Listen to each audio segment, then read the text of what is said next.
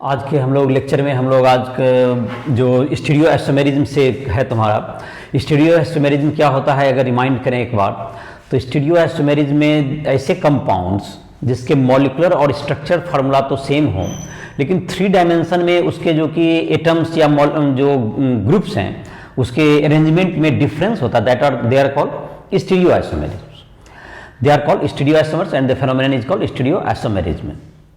तो molecular structure formula same हो but 3 dimension space में मॉलिक्यूल्स के अरेंजमेंट में फर्क हो, अरेंजमेंट ऑफ ग्रुप्स और जो एटम्स जो अरेंज हो रहे हैं उसके अराउंड में उसमें क्या हो जाए अगर चेंजिंग होता है तो उससे हम लोग ऑप्टिकल उसमें स्टीरियो आइसोमेरिज्म कहते हैं। उसके 2 टाइप हैं, स्टीरियो ज्योमेट्रिकल आइसोमेरिज्म जो कि तुमको डबल बॉन्ड के अराउंड में तुमको रोटेशन में रिस्ट्रिक्शन के कारण या तुमको डबल बॉन्ड हो या साइक्लो कंपाउंड में जो कार्बन कार्बन बॉन्ड में रिस्ट्रिक्शन हो रोटेशन में तो उसके कारण ज्योमेट्रिकल आइसोमेरिज्म क्रिएट होते हैं जिसके कि सिस और ट्रांस 2 आइसोमेर होते हैं इसके और भी तुमको EZ के रूप में उसको आप जनरल रूप में हम लोग रिप्रेजेंट करते हैं। आज हम लोग पढ़ेंगे ऑप्टिकल आइसोमेरिज्म के बारे में। एक लाइट तुमको जो जनरल लाइट होता है जो कि सन से हमको डायरेक्ट आता है that is unpolarised light. Unpolarise light इसे जब हम लोग कुछ विशेष प्रकार के क्रिस्टल से गुजारते हैं जैसे एक निकोल प्रिज्म है तो निकोल प्रिज्म से जब गुजारते हैं तो ये निकोल प्रिज्म की विशेषता होती है कि हर डायरेक्शन के लाइट को पास करने नहीं देता है। कुछ पर्टिकुलर डायरेक्शन में जो लाइट आ रहे हैं उसको वह स्टॉप कर देता है।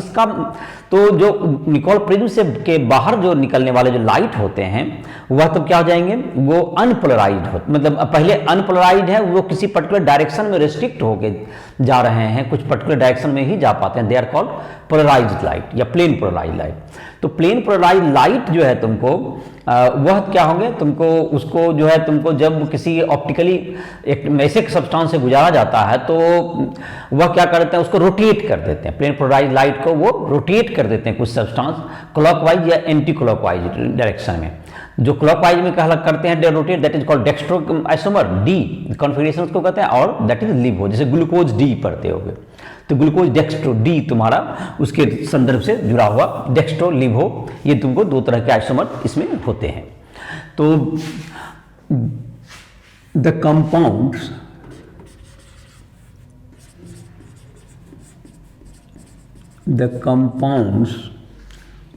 which can rotate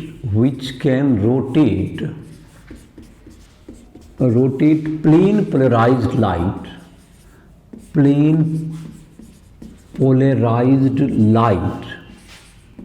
which can rotate plane polarized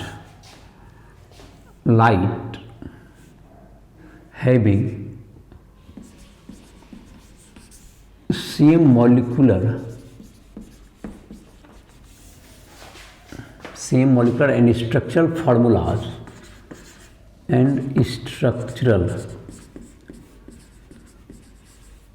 formulas are called optical isomers and the phenomenon is called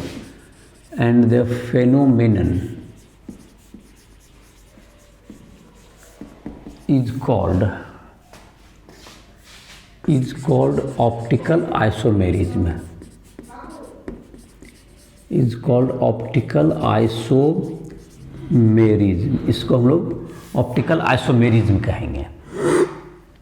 इसको हम लोग ऑप्टिकल आइसोमेरिज्म कहेंगे।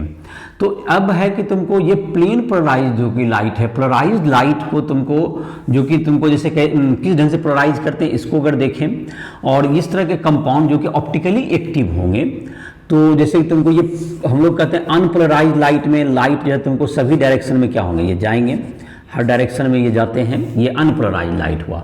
इसको जबकि हम लोग पोलराइजर जैसे निकोल प्रिज्म से गुजार देंगे, निकोल प्रिज्म जिसको हम लोग पोलराइजर भी कर सकते हैं, पोलराइज कर जो करता है दैट इज पोलराइजर, इससे जब गुजार देंगे तो ये लाइट जो तुमको प्लेन पोलराइज्ड लाइट ये पोलराइज्ड लाइट हो जाएगा, ये एक प्लेन में पोलराइज हो जाएगा। तो ये है अनपोलराइज्ड लाइट, ये अनपोलराइज्ड लाइट। इसको जब हम लोग निकोल प्रिज्म से गुजारे तो ये क्या बन गया प्लेन पोलराइज्ड लाइट बन गया।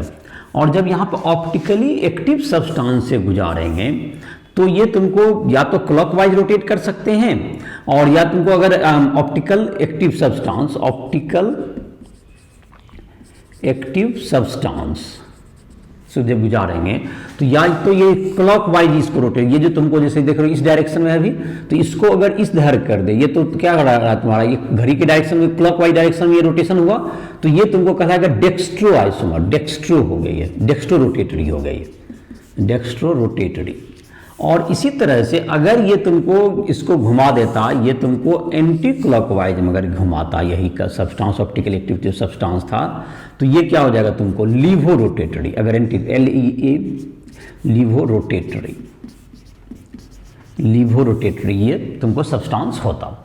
ये तुमको डी, इसको डी से दिखाते हैं, ये डी प्लस डी भी कहते हैं, रोटेशन क्लॉकवाइज को प्लस लिखा जाता है, प्लस डी प्लस, और ये तुमको माइनस L ऐसा। तो ये प्लस में हो सकता है तुमको, ये पॉजिटिव रोटेशन इसको हम लोग इसको दिखाते हैं, और इसको माइनस के रूप में हम लोग दिखाते हैं इसको। तो ये ऑप्टिकली एक्टिव सब्सटेंस तुमको ये घुमाते हैं, और जिसका तुमको मॉलिक्यूलर फार्मूला सेम होगा, और जो कि एक प्योराइज लाइट जो कि तुमको जिसका कंपाउंड का मॉलिक्यूलर फार्मूला और स्ट्रक्चर फार्मूला सेम है, और एक क्लॉक आएगा एक extra clock, they are called dextro and levo isomers, तो इक्वल अमाउंट में घुमाएगा वो। The compound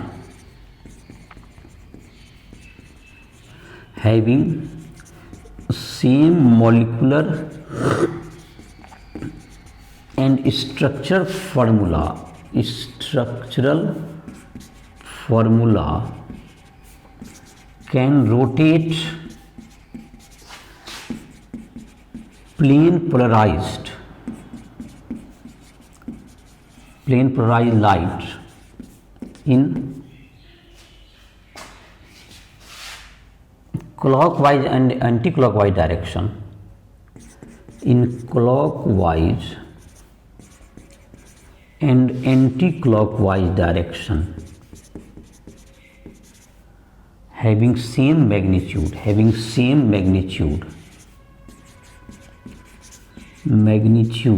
is called, are called optical isomers, ये ऑप्टिकल आइसोमर्स कहलाएगा। और जो कि जो कि तुमको डेक्स्ट्रो हो गया तुमको, जो कि क्लॉकवाइज रोटेशन वाला, clockwise rotation that is plus, इसको लिखेंगे that is dextro rotatory, dextro isomer that is plus D. और तुमको जो कि एंटी क्लॉकवाइज रोटेशन में जो आएगा, एंटी क्लॉकवाइज रोटेशन में इसको निगेटिव भी दिखाते हैं, दैट इज लीवो आइसोमर। तो ये डी और एल, तुमको डी और एल दो तरह के आइसोमर हो गए ये तुमको डेक्स्ट्रो रोटेटरी और एक लीवो रोटेटरी होता है।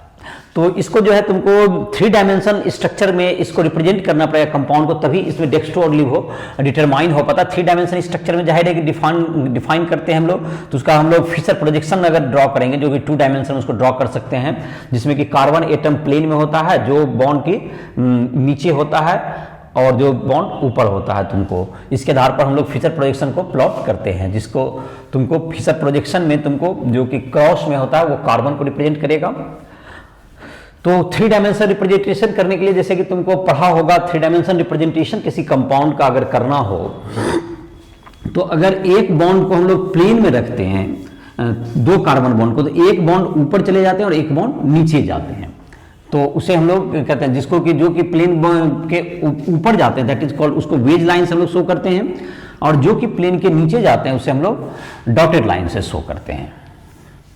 तो ऑप्टिकल आइसोमेरिज्म में जैसे तुमको है, तो ऑप्टिकल आइसोमेरिज्म में जैसे कि तुमको जो कि प्लेन के ऊपर जाएंगे, तो उसको हम लोग क्या करेंगे, जो कि तुमको इसका अगर इसको देखा जाए,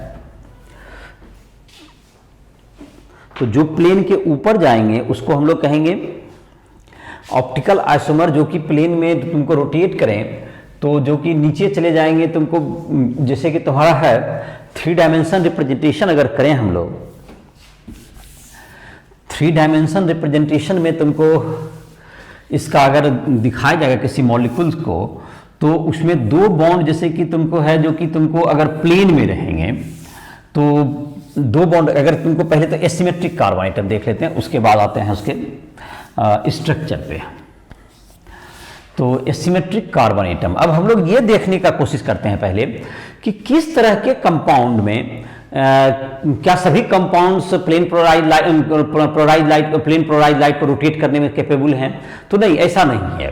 तो स्टडी के बाद ये देखा गया कि ऐसे कंपाउंड्स जिसमें कि एसिमेट्रिक कार्बन एटम होते हैं, मतलब ऐसे कार्बन एटम अगर ऐसे कार्बन एटम जिसमें कि चार जो sp3 हाइब्रिडाइज्ड कार्बन एटम जिसमें कि चारों ग्रुप अलग अलग अटैच हों उससे, तो उस तरह के कंपाउंड क्या होते हैं, प्लेन क्लोराइड लाइट को रोटेट कर पाते हैं। तो कहने का मतलब हुआ कि ऐसे कंपाउंड जो कि तुमको जिसमें कि अगर एसिमेट्रिक कार्बन एटम हो तो वह क्या कहलाएंगे? एसिमेट्रिक कार्बन एटम कहते किसको, पहले ये देख लेते हैं। Asymmetric carbon atom, the sp3 hybridized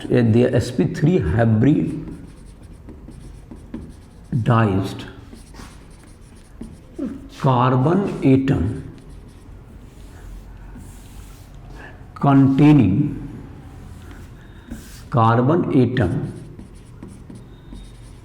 containing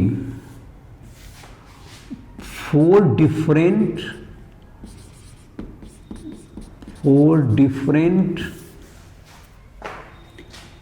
atom or groups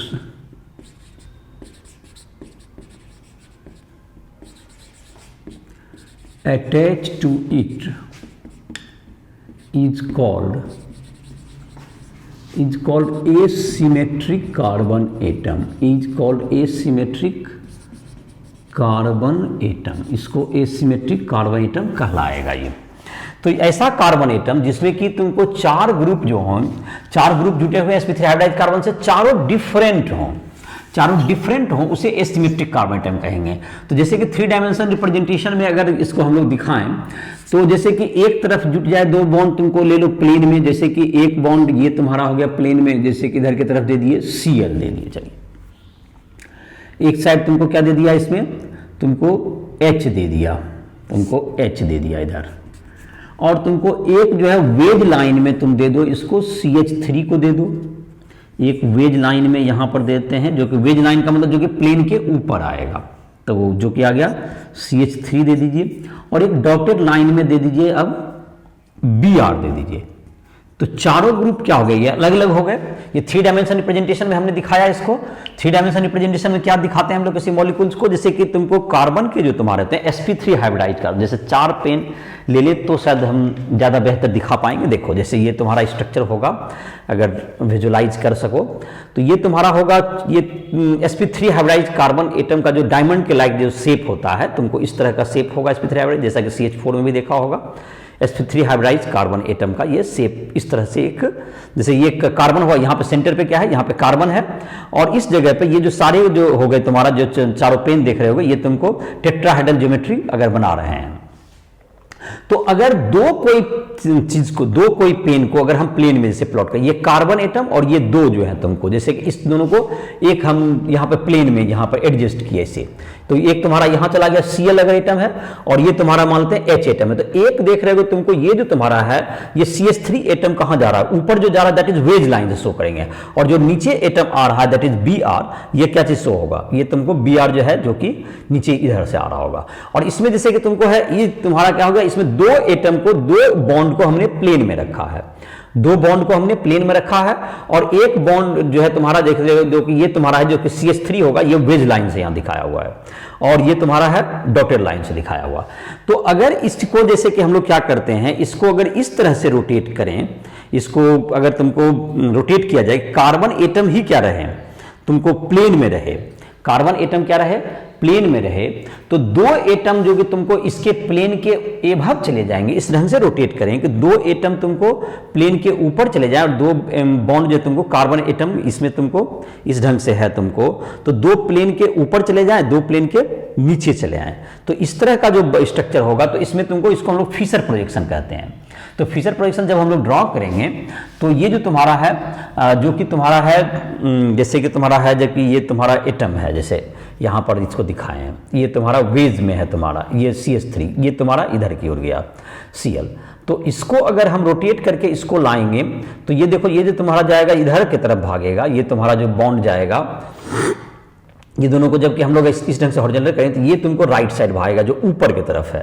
तो ये तुमको फिशर प्रोजेक्शन इसका जब हम ड्रॉ करेंगे तो इस ढंग से तुमको इसका ड्रॉ करेंगे फिशर प्रोजेक्शन, तो तुमको ये जो तुम्हारा बॉन्ड है इसको अगर ऐसे स्ट्रेट करेंगे तो ये तुम्हारा इसका फिशर प्रोजेक्शन में लोग दिखाते हैं, दो बॉन्ड ऊपर कर जो अंदर चला गया उसको हम लोग हॉरिजॉन्टल में शो कर देते हैं, और इसको तुमको इस ढंग से हम लोग फीचर प्रोजेक्शन में इसको शो कर सकते हैं इस ढंग से, जिसमें कि ये क्रॉस जो हो गया कार्बन हो गया तुम्हारा, और जो एभव द प्लेन जाता है तुमको दो बॉन्ड जो एभव द प्लेन जाएगा उसको वर्टिकल में दिखाते हैं, और जो कि बिलो द प्लेन रहता है उसे हम लोग हॉरिजॉन्टल में शो करेंगे। बिलो द प्लेन को क्या करेंगे हम लोग हॉरिजॉन्टल में शो करेंगे, और एभव द प्लेन को वर्टिकल में शो करते हैं हम लोग। तो ये तुम्हारा जैसे कि है स्ट्रक्चर इस ढंग से तुम्हारा है, तो ये जो तुम्हारा हो गया, ये जो तुम्हारा है इस ढंग से तुम्हारा स्ट्रक्चर है, अगर तो तीन बॉन्ड तुम्हारा बना हुआ है, अगर ये तुमको इस ढंग से स्ट्रक्चर होगा तो इसको जब कि एभव द प्लेन लेंगे, इसको जब अंदर करेंगे तो इसको अंदर करेंगे तो ये तुम्हारा क्या हो जाएगा तुमको, ये जो तुम्हारा है यहाँ पर है ये Cl एटम है, तो Cl इधर चला गया, H ऊपर आ गया, और ये जो तुम्हारा चला गया, ये जो तुम्हारा किधर चला जाएगा, ये तुमको ये राइट साइड चला गया। तो राइट साइड चला गया तो तुमको जैसे कि हमको है यहाँ पर लिख देंगे हम लोग CH3 इधर चला गया, और तुमको जो कि बिलो द प्लेन है तुम्हारा जो इट इज Br, और ये तुमको इसको हम लोग कहते हैं फिशर प्रोजेक्शन। ये तुमको इस ढंग से लिखे रिप्रेजेंट करना, ये हमारा क्या कहता है, ये फिशर प्रोजेक्शन कहलाएगा। ये 3 डायमेंशन रिप्रेजेंटेशन है, 3 डायमेंशनल रिप्रेजेंटेशन, और ये है फिशर प्रोजेक्शन। फिशर प्रोजेक्शन तो ये तुम्हारा हो गया। अब इसका जो है तो जब भी हम लोग 2 डायमेंशन में इसको रिप्रेजेंट करते हैं तो फिशर प्रोजेक्शन के रूप में हम इसे रिप्रेजेंट कर सकते हैं। अब जहाँ तक कि रहा इसका तुमको क्या कहते हैं एसिमेट्रिक कार्बन एटम, जहाँ तक हम लोग जो बात कर रहे थे इसमें चारों ग्रुप अलग अलग हैं, तो इस तरह के कंपाउंड जो होते हैं ये तुमको क्या होते हैं, ये ऑप्टिकली एक्टिव होते हैं। तो जिसमें कि इसको कहते हैं हम लोग, और ऐसे भी हो सकते हैं जिसमें कि तुमको 2 कार्बन एटम होने पर, अगर एक ही कार्बन एटम है, जैसे कि इसमें एग्जाम्पल के रूप में देखें, एग्जाम्पल के रूप में देख लें हम लोग ब्यूटेन 2 ऑल या 2 क्लोरोब्यूटेन, पहले देखते हैं इसका स्ट्रक्चर बनाते हैं। 2 क्लोरोब्यूटेन, क्या इसमें कोई एसिमेट्रिक कार्बन एटम है? तो इसका जरा स्ट्रक्चर दो। एक 2 नंबर के कार्बन पे क्या है क्लोरीन, 2 क्लोरो, इस पे क्लोरीन दे दिया, 2 नंबर कार्बन, तो एक तरफ तुमको CH3 इधर की तरफ होगा, और एक तरफ क्या आएगा तुमको C2H5 आएगा, CH2 CH3, और एक तरफ H आएगा। तो इस कार्बन को अगर फोकस कीजिए, देखिए ये तुम्हारा 2 क्लोरोब्यूटेन हो गया, इधर से नंबरिंग कीजिए तो 1 2 3 4 कार्बन हो गया, तो 2 क्लोरोब्यूटेन हो गया ये। इसमें देखें, इस कार्बन पे देखें तो ये तुम्हारा क्या लग रहा है, इसमें ये एसिमेट्रिक कार्बन आइटम है, इसमें चारों ग्रुप अलग हैं। तो 2 क्लोरोब्यूटेन को इसमें asymmetric carbon, 2 chlorobutane has 1 asymmetric carbon atom, 1 asymmetric carbon atom, so it is optically active. Optically active से मतलब है कि ये प्लेन पोलराइज्ड लाइट को क्या कर सकता है, रोटेट कर सकता है। और प्लेन पोलराइज्ड लाइट को जाहिर है कि इसका जैसे कि अभी हम लोग के कोर्स में तो इस ढंग से नहीं है डेक्स्ट्रो लिबो का क्या होगा, इसको तो हम लोग डिटरमाइन नहीं करने का, क्योंकि 3 डायमेंशन रिप्रेजेंटेशन पे ज्यादा जोर नहीं दिया गया इस टॉपिक पर। लेकिन इसमें डिटरमाइन करने के लिए जैसे तुम्हारा होता है DL कन्फिगरेशन जानने के लिए, इसको एटॉमिक नंबर का फिशर प्रोजेक्शन ड्रॉ करने के बाद इसको एटॉमिक नंबर के क्रम में अगर हम एडजस्ट कर लेते हैं, जैसे जो एटम जुड़ा हुआ है पहला, जैसे Br सबसे हाईएस्ट है, Cl उसके बाद आएगा, तो उसको 2 नंबर दीजिए, फिर तुमको क्लॉकवाइज घूमेगा कि एंटी क्लॉकवाइज, इसके आधार पर डेक्स्ट्रो लिबो हम लोग रोटेट करते हैं। जैसे यहाँ पे Br है 1 नंबर आ जाएगा, Cl का एटॉमिक नंबर उसका 2nd नंबर में आता है, तो ये 2 नंबर आ गया तुमको, ये कार्बन तुमका तीसरा नंबर आएगा, और ये प्रायोरिटी में तुमको चौथा सबसे नीचे है ही।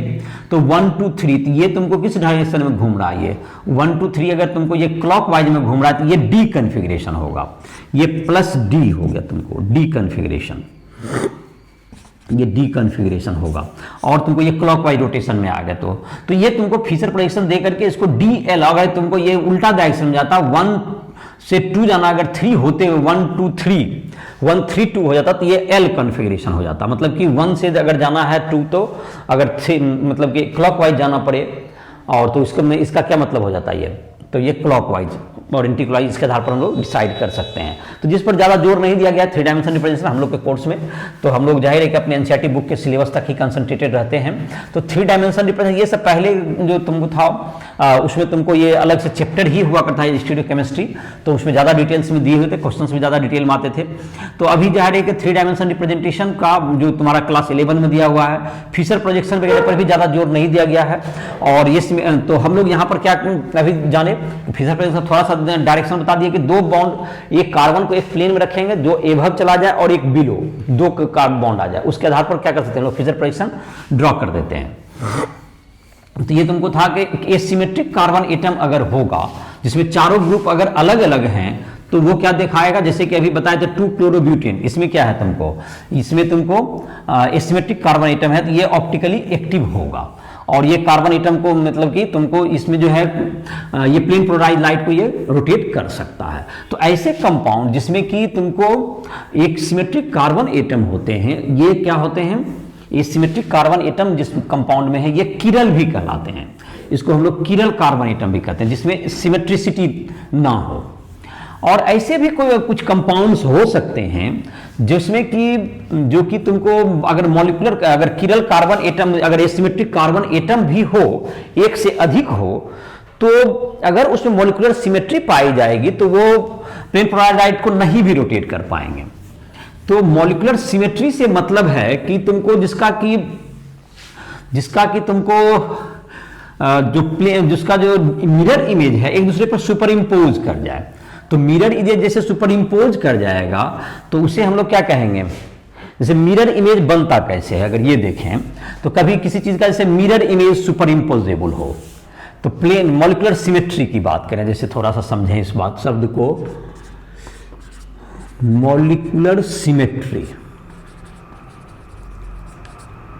तो इसमें mirror image super imposable mirror image, super imposable mirror image,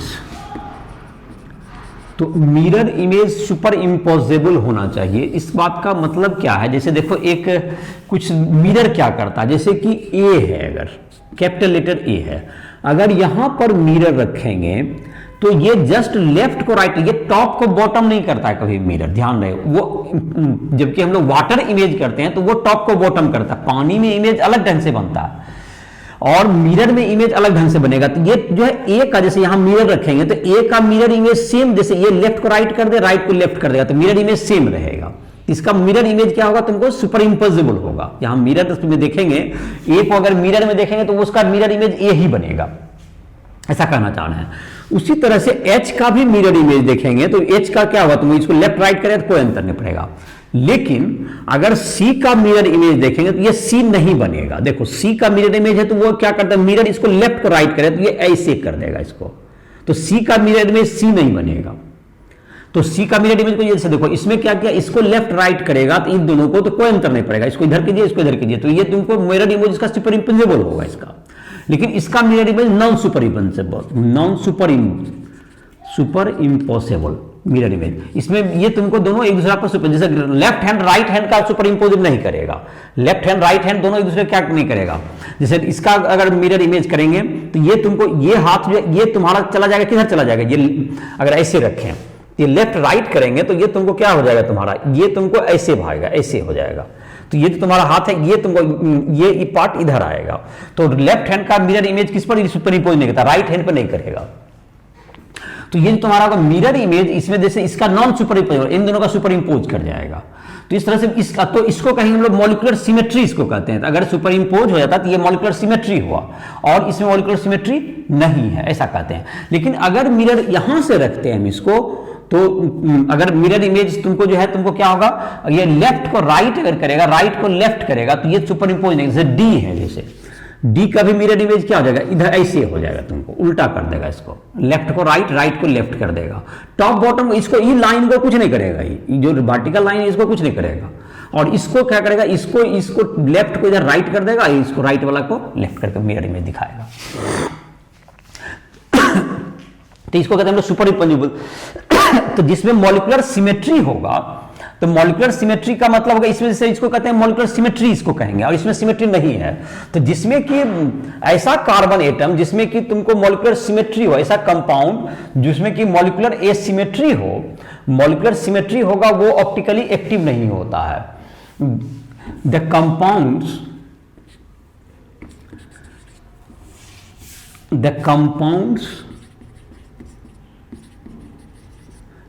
containing more than one asymmetric carbon atom,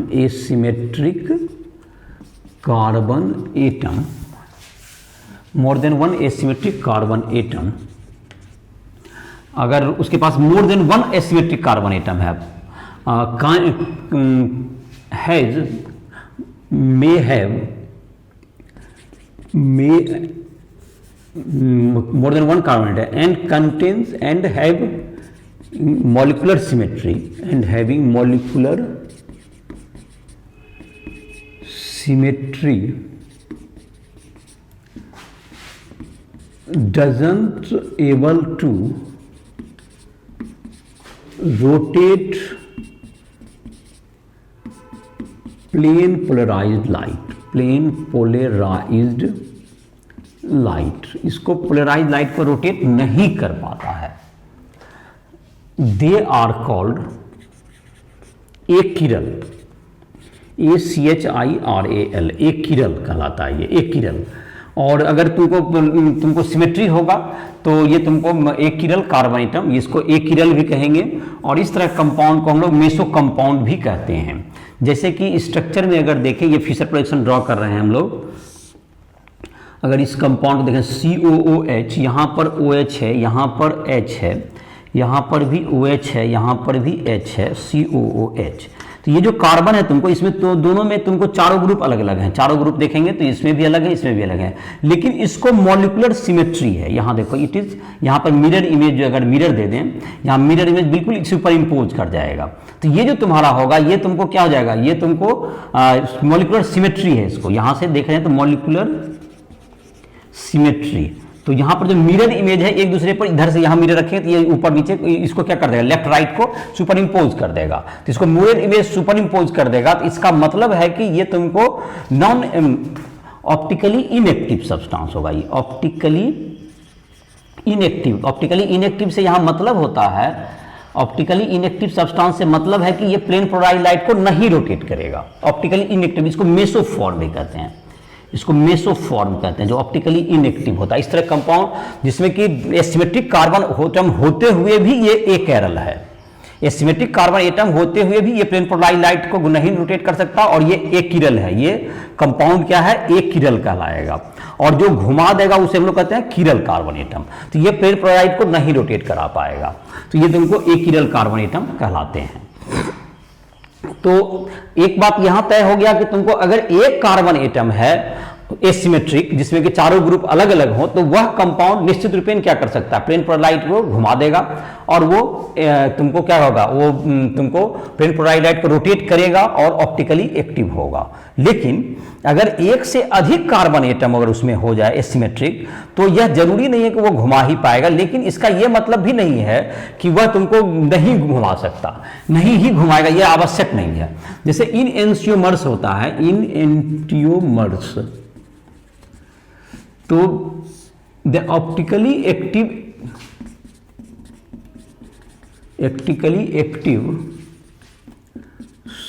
substance which is mirror image of mirror image of one another are called enantiomers. enantiomers कहलाएगा। जैसे देखें इसी compound में देख लें, इसके जिसका हमने मेसोफॉर्म दिखाया है, इसी का ही तुमको अगर इस तरह का कंपाउंड बनाए तो डेक्स्ट्रोलिवो कंपाउंड ये बन सकता है। जब हम इसको क्या कर दें, पलट दें इधर HOH, तो अब इसमें सुपर इम्पोजेबल मिरर इमेज नहीं बनेगा। यहाँ से जब रोटेट की जहाँ पर भी रखिएगा मिरर, तो ये HOH अभी एक दूसरे सुपर इम्पोज नहीं करेगा। और इसका जो मिरर इमेज हम लोग लेंगे इस ढंग से, तो इस ढंग से मिरर इमेज लेंगे तो क्या होगा तुमको, ये जो COH, ये तो वर्टिकल लाइन वही रहेगा और COOH यही रह जाएगा। यहाँ पर OH आ गया, यहाँ पर H आ गया, यहाँ पर क्या आ गया तुम्हारा, ये OH है, इधर H आ गया। तो इसमें भी ये दोनों क्या होंगे, ऑप्टिकली एक्टिव, दोनों ऑप्टिकली एक्टिव है, ये ऑप्टिकली एक्टिव है। और तुमको दोनों mirror image, optically active and mirror image, so enantiomers हो गया, ENANTIOMERS, enantiomers, ये enantiomers कहलाएगा। ये दोनों एक दूसरे का मिरर इमेज भी है और तुमको ऑप्टिकली एक्टिव भी है। और जो ऑप्टिकली इनएक्टिव होगा दैट इज कॉल्ड मेसोफॉर्म।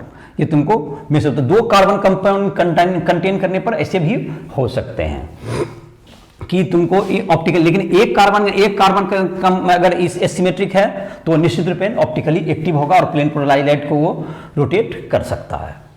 दूसरा कंपाउंड है तुमको इस तरह का, जैसे तुमको कुछ फिनोमिनन है जो कि हमारा है, जैसे कि एक हम लोग रेसमिक मिक्सचर कहते हैं। एक रेसमिक मिक्सचर का मतलब हो गया कि तुमको अगर दो आइसोमर हो जो कि डेक्स्ट्रो और लीव हो आइसोमर, तो प्लेन पोलराइड को जो जितना एक क्लॉकवाइज घुमाता है दूसरा उतना ही एंटी क्लॉकवाइज घुमाता है। अगर दोनों का इक्विमोलर मिक्सचर हम बना लें, इक्वल अमाउंट ले करके, दोनों का अगर इक्वल अमाउंट ले लें, तो इक्वल अमाउंट ले लेंगे तो क्या होगा तुमको, दोनों का जो ऑप्टिकल रोटेशन क्या हो जाएगा, समाप्त हो जाएगा। क्योंकि एक आइसोमर जितना क्लॉकवाइज घुमाएगा दूसरा उसके विपरीत एंटी क्लॉकवाइज घुमाएगा। तो इस तरह का मिक्सचर जो कि ऑप्टिकल, जो कि प्लेन पोलराइज्ड लाइट को नहीं रोटेट कर पाएगा, जो कि डेक्स्ट्रो लिवो का जो मिक्सचर बनेगा that is called racemic mixture. और ये जो प्रोसेस कहलाता है that is called racemization, racemic mixture.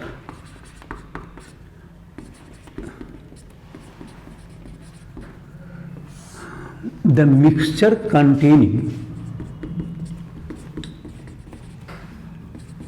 containing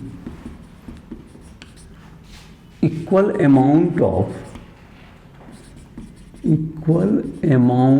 of dextro and levo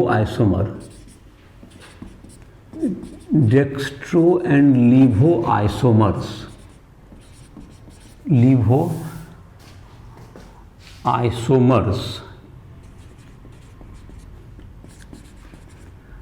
cannot able to rotate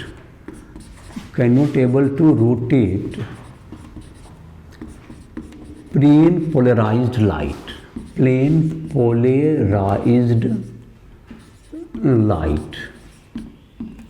ये तुमको रोटेट नहीं कर पाएगा। द मिक्सचर इज कॉल्ड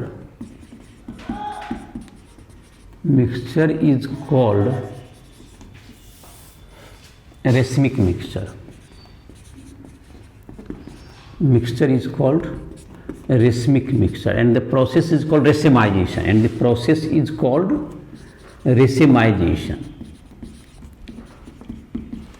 इस प्रोसेस को हम लोग क्या कहेंगे, रेसेमाइजेशन भी कहते हैं। तो ये जो तुम्हारा होगा इसमें ये क्या नहीं कर पाएगा, जो इक्वल अमाउंट में डेक्स्ट्रो लिवो का मिक्सचर होगा तो जाहिर है एक जितना क्लॉकवाइज घुमाएगा दूसरा उतना उधर एंटी क्लॉकवाइज घुमाएगा, तो ये रेसमिक मिक्सचर, ये रेसेमाइजेशन कहलाता है इस प्रोसेस में। जैसे कि तुमको SN1 रिएक्शन है, जैसे कि हम लोग अभी देख रहे थे 2-क्लोरोब्यूटेन की बात करें, तो 2-क्लोरोब्यूटेन में अगर तुमको ये जो फिशर प्रोडक्शन ड्रॉ करें 2-क्लोरोब्यूटेन का, 2-क्लोरोब्यूटेन अगर ये है तुमको Cl, यहाँ पर ले लें CH3 या CH2CH3 और ये तुमको ले लें CH3 यहाँ ले लें, तो तो ये तुमको इसमें जो क्या हो गया, ये जो कार्बन एटम यहाँ पर हो गया 2 क्लोरोब्यूटेन में, यहाँ पर देखें ये Cl हो गया, इधर ये CH3 हो गया। तो ये जो तुम्हारा है, ये जैसे तुम्हारा है ये डेक्स्ट्रो रोटेटरी होगा, ये प्लस में होगा, ये तुमको इसका रोटेशन प्लस में करेगा अभी। और इसका अगर हम लोग जबकि SN1 रिएक्शन करेंगे, SN1 रिएक्शन जब हम लोग करते हैं तो यहाँ पे कार्बोकेटाइन बन जाएगा। जब SN1 रिएक्शन मान लेते हैं KOH से आप कर रहे हैं, तो इसमें क्या होगा, SN1 रिएक्शन में यहाँ पर जबकि हम लोग करेंगे ये डेक्स्ट्रो रोटेटरी होगा, तुमको ये 1 2 3 जो बताए थे, तो इसमें तुमको इस ढंग से रोटेट करेगा, ये +D होगा ये कॉन्फ़िगरेशन। तो ये SN1 अगर करेगा तो इसमें रेसिमाइजेशन होने की संभावना होती है, क्योंकि यहां पर क्या होगा, SN1 में ये तुमको यहां पर कार्बोकेटाइन बनता है, और अब जो है तुमको SN1 में एक्वस KOH अगर डाले तो ये OH जुटेगा। तो जब हम लोग जब ये हट जाएगा और यहाँ पे कार्बोकेटाइन आ जाएगा, तो जिसके पास दोनों तरफ से जितना पॉसिबिलिटी इधर से जुड़ने का होता है उतना ही पॉसिबिलिटी इसको अपोजिट साइड से जुड़ने का होता है। तो ये डेक्स्ट्रो के साथ साथ ये क्या बना सकता है, ये लिवो भी ग्रुप बना सकता है। इसका मतलब ये हुआ तुमको डेक्स्ट्रो भी बना सकता है और साथ साथ क्या बना सकता है, ये लिवो भी बना सकता है। तो जैसे कि यहां पर OH आ गया तो ये तुमको डेक्स्ट्रो ही रह जाएगा, इसका कॉन्फ़िगरेशन CH2 CH3, इधर की तरफ CH3 और इधर H हो गया। तो ये तुमको ये तुमको प्लस इतना इसके साथ साथ ये तुमको जस्ट अपोजिट वाला भी बन जाएगा, मतलब ये तुमको H ऊपर चला गया और OH नीचे आ गया, ये CH2 CH3 इधर हो गया और ये CH3 हो गया। ये तुमको माइनस वाला हो जाएगा, लिवो हो गया, ये -L लिवो, और ये तुमको प्लस डेक्स्ट्रो। तो ये तुमको डेक्स्ट्रो भी बन सकता है, उतना ही अमाउंट में ये क्या बन सकता है, लिवो। तो इसको कहते हैं रेसमिक मिक्सचर बन जाएगा, ये रेसमिक मिक्सचर बन जाएगा। तो SN1 में यही होता है, SN1 में तुमको ये लिवो मतलब क्या हो जाएगा, तुमको SN1 में जो प्रोडक्ट होते हैं ये रेसमिक मिक्सचर बन जाते हैं। क्योंकि ये जब कार्बोकेटाइन फॉर्म होगा तो ये दोनों तरफ से क्या हो जाएंगे, ये अटैच होने की संभावना रहती है। तो SN1 में तुमको क्या हो जाएगा, इसमें SN1 रिएक्शन अगर होता है तो रेसमिक मिक्सचर बनने की पॉसिबिलिटीज रहती है। SN1 में रेसमिक मिक्सचर का प्रोडक्शन होगा। दूसरा होता है तुमको कहते हैं हम लोग, अगर तुमको रिटेंशन एक वर्ड कहते हैं और एक इन्वर्सन। रिटेंशन का मतलब हो गया कि जब कि अगर डी कॉन्फ़िगरेशन तो वो डी ही रह जाए उसका प्रोडक्ट। अगर रिएक्टेंट में तुमको डेक्स्ट्रो रोटेटरी है उसका, तो वो अगर तुमको जो प्रोडक्ट फॉर्म हो रिएक्शन के बाद वो अगर वह भी क्या हो जाए, डेक्स्ट्रो रोटेटरी हो तो वह कहलाता है रिटेंशन। और अगर तुमको ये उलट जाए, अगर डेक्स्ट्रो रोटेटरी है तो लिवो रोटेटरी बन जाए, या लिवो रोटेटरी है पहले तो वो डेक्स्ट्रो रोटेटरी बन जाए। उसका जो है ऑप्टिकल एक्टिविटी अगर उलट जाए रिएक्टेंट से प्रोडक्ट का, तो दैट इज कॉल्ड इन्वर्सन और वाल्डेन इन्वर्सन। तो वाल्डेन इन्वर्सन जब टेक्स प्लेस होगा तो SN2 रिएक्शन में इन्वर्सन टेक्स प्लेस होता है। SN2 रिएक्शन में क्या होगा, inversion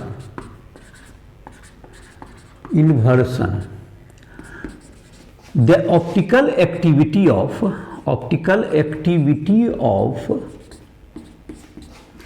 reactant and product is different। मतलब एक अगर रिएक्टेंट डेक्स्ट्रो है तो प्रोडक्ट लिवो हो, या रिएक्टेंट लिवो है तो प्रोडक्ट डेक्स्ट्रो हो जाए। तो इस तरह का जो कंपाउंड होगा वो क्या हो जाएगा, तुमको जैसे 2 क्लोरोब्यूटेन का ही केस लें, अगर यहाँ पे H दे दें, यहाँ पर CH2 CH3 दे दें और यहाँ पर CH3 दे दें, तो ये तुम्हारा जो है, अगर तुमको ये जैसे कि दे दें एक्वस KOH, SN2 रिएक्शन करेगा, ये SN2 में जब जाएगा तो इसमें इन्वर्सन टेक्स प्लेस होगा। मतलब कि ये जो तुमको OH आएगा बैक साइड अटैक से होता है, इसमें SN2 में एक ही साथ होता है, तो बैक साइड अटैक होगा तो ये इन्वर्सन हो जाएगा। मतलब कि जो OH आएगा वो तुमको इस साइड से जुटेगा और तुमको H इधर रहेगा, यहाँ पर है CH2 CH3 है, यहाँ पर CH3। तो ये तुमको इन्वर्सन टेक्स प्लेस होगा। और जिसमें तुमको कॉन्फ़िगरेशन रिटेन कर जाता है, SN2 में क्या होगा, इन्वर्सन होगा, SN1 में रेसिमाइजेशन होगा, उसमें दोनों डेक्स्ट्रो लिवो दोनों बनेंगे। और रिटेंशन का क्या मतलब बताए थे, the reaction in which reactant and product has same optical